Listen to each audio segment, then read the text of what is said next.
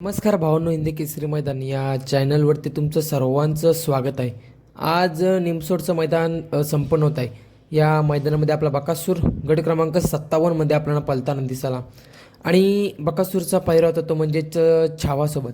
बकासूर आणि छावा गट क्रमांक 57मध्ये आपल्याला पलताना दिसले, परंतु सुट्टा गटपास करूनसुद्धा आपल्या बकासूरला निकाल दिलेला नाही.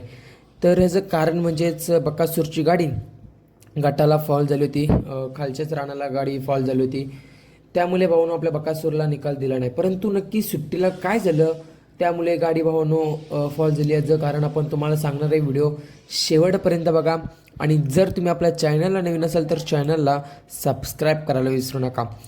आज निमसोडचं मैदान बरेच नंदी आज आपल्याला पलताना दिसले आणि बरेच टॉपची नंदींची आज गटालाच गाडी फॉल झाली. असो अर्जित होत असते, परंतु आता लगेच बोलूया महत्त्वाच्या विषयाकडे.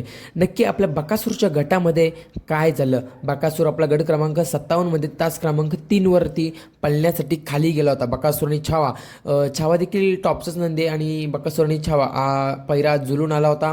आणि भावांनो बकासूर थोडा जेव्हा सुट्टी होत होती तेव्हा बकासूर पुढे होता, छावा थोडा मागे होता. सुट्टी मेकरची चूक आहे यामध्ये. असो भावांनो कधी कधी चूक देखील होत असतात, कारण भावांनो कधी कधी बैल संभलत नाही, कधी कधी बैल मस्ती करत असतो. सुट्टी मेकरची चूक होती याच्यामध्ये. परंतु असो बकासूर पुढे होता आणि तो छावा मागा होता. पण जेव्हा गाड्या सुटल्या तेव्हा भावांनो बकासूर एकदम स्पीडने निघाला आणि छावाला तो स्पीडच काय सहन नाही झाला, लगेच छावा बाहेर गेला. असो तरी बाहेर जाऊनसुद्धा परत बकासूरने गाडी आत ओढली आणि सुट्टा निकाल घेतलेला. असो अर्जित होत असते, सुट्टी मेकरची चूक आहे यामध्ये, काही विषय नाही भावांनो. नक्कीच आपला बकासूर पुढच्या मैदानामध्ये कमबॅक करेल. आज पायरा